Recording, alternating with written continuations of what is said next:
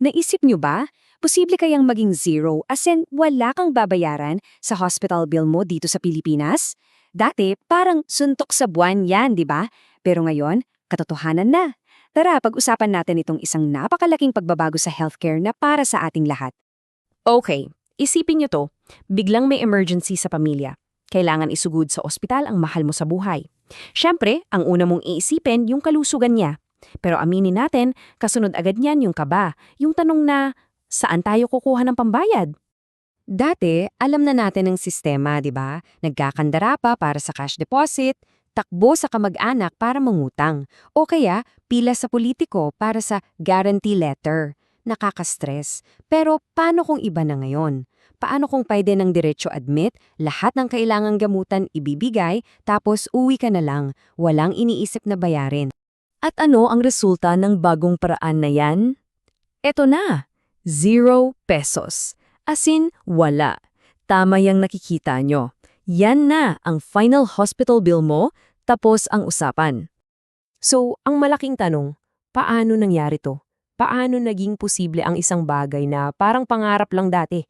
Talakayin natin kung paano itong dating imposible ay unti-unti nang nagiging realidad para sa milyon-milyong Pilipino. Okay, para mas malinaw, gamit tayo ng example. Isipin natin isang pasyenteng may pneumonia. Sa lumang sistema, bago pa lang maasikaso, hahanapan ka na ng deposit. Kung wala, takbo ka sa politiko para sa guarantee letter. At kahit may tulong na, sa huli, may babayaran ka pa ring bill na aabot ng sabihin na nating 50 to 100,000 pesos. O baka higit pa. Grabe, di ba? Pero ngayon, sa ilalim ng zero balance billing, ibang-iba na ang kwento. Diretso admit sa ward, lahat ng kailangang test at gamot ibibigay. Pag magaling na, uwi na. Ang final bill? Zero. Napakalaking pagkakaiba for sure. Okay, paano ba talaga to gumagana? Ano yung mga mechanics, yung mga detalye? Himayin natin yung zero balance billing na yan dahil mahalagang maintindihan natin to kasi karapatan na natin to. So, ano nga ba tong Zero Balance Billing or ZBB for short? Simple lang, isa siyang programa ng gobyerno at ang pangako nito ay ito.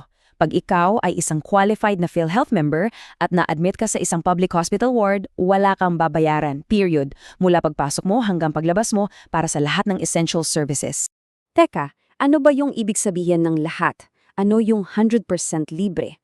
Well, kasama dyan yung bayad sa kwarto mo, basta nasa ward ka.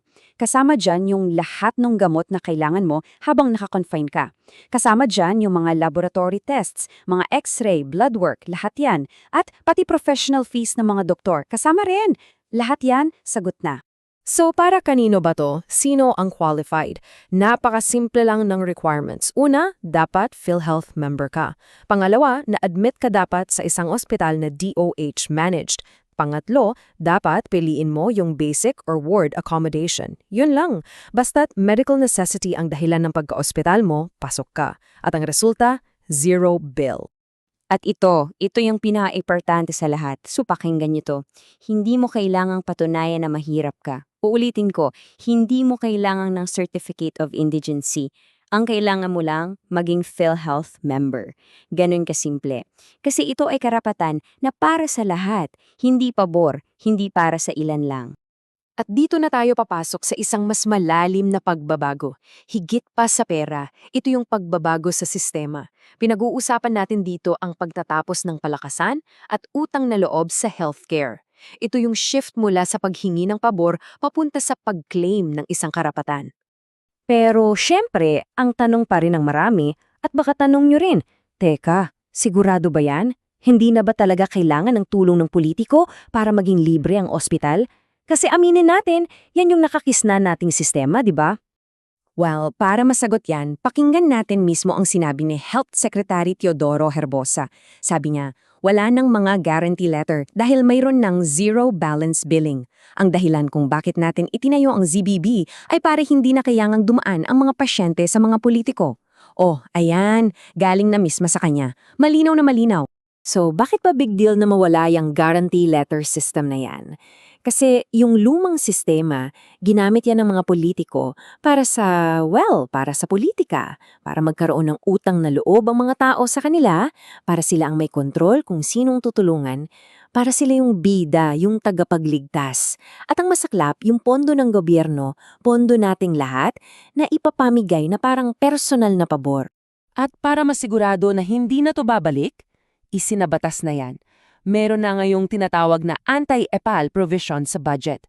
Nasa Section 19 yan ng General Appropriations Act. At ang sabi dyan, bawal na makialam ang mga politiko sa pamamahagi ng medical assistance. It's now the law. Okay, next question. Saan mo naman pwedeng gamitin itong ZZB? Pag-usapan natin kung saan-saan na ito available na yon at ano yung mga exciting na plano para mas palawakin pa to. So, as of now, available na to sa lahat ng 87 DOH-managed hospitals. Yes, sa buong Pilipinas yan. At hindi lang yan, kasama na rin yung mga specialized hospitals natin, yung mga bigatin, tulad ng Heart Center at Lung Center. Actually, binigyan pa sila ng extra 1 billion pesos na budget para sa mga mas komplikadong kaso. Pero teka, may mas magandang balita pa. Hindi dyan nagtatapos. Kasi ang susunod na hakbang, ito yung talagang game changer. Mayroon ng inilaan na 1 billion pesos para sa expansion ng ZBB. Saan? Diretso sa mga ospital na hawak ng mga LGU. At may diskarte yan. Hindi basta-basta. Ang priority, yung mga probinsyang walang sariling DOH hospital. Tapos, isusunod yung mga mas malalaking city at provincial hospitals, yung mga level 2 at level 3. At para masimulan, may pilot provinces na, Sarangani, Laguna at Aklan. Ang ibig sabihin nito, mas lalong inilalapit ang libreng healthcare sa bawat komunidad. Siyempre, lahat ng to kailangan ng pondo, di ba? At dyan mo makikita kung gaano kaseryoso ang gobyerno dito. Tingnan nyo na lang yung budget ng DOH para sa universal healthcare. Grabe ang itinaas, tinalon talaga. Ito yung pruweba na sinisiguradong may sapat na pera para punduhan ng mga programang tulad ng ZBB.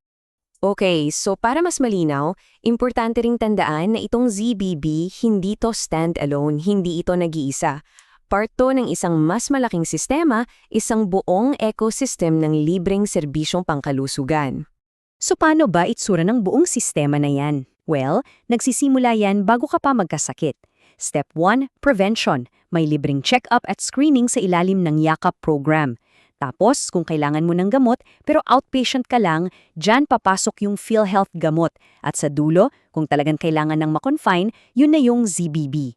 Kumbaga, mula umpisa hanggang dulo, may nakahandang tulong. At hindi na to plano lang o pangarap, nangyayari na to. As of January 2026, more than 1 million na Pilipino, 1.1 million to be exact, ang nakinabang na sa zero balance billing. Totoong buhay, totoong tulong na nararamdaman na ng napakarami nating kababayan. At diyan tayo magtatapos.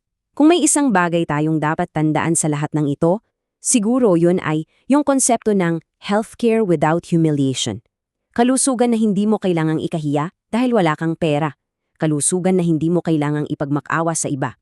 Kalusugan na hindi kapalit ang iyong dignidad. Dahil ito ay isang karapatan, at sa wakas, unti-unti na nating nakakamit.